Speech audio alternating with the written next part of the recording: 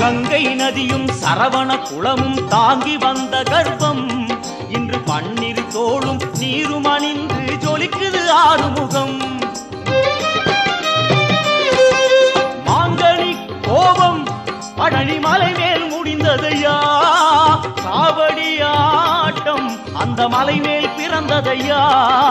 வேல் வேல் முருகா வாவா முருகா, வேல் வேல் என்றால் வேலும் மயிலும் துணையாய் தோன்றிடுமே. வாவா முருகா என்றால் தெய்வம் ஓடோடி வந்திடுமே, குலம் வாழ செய்திடுமே. முருகையா கந்தையா துணையாய்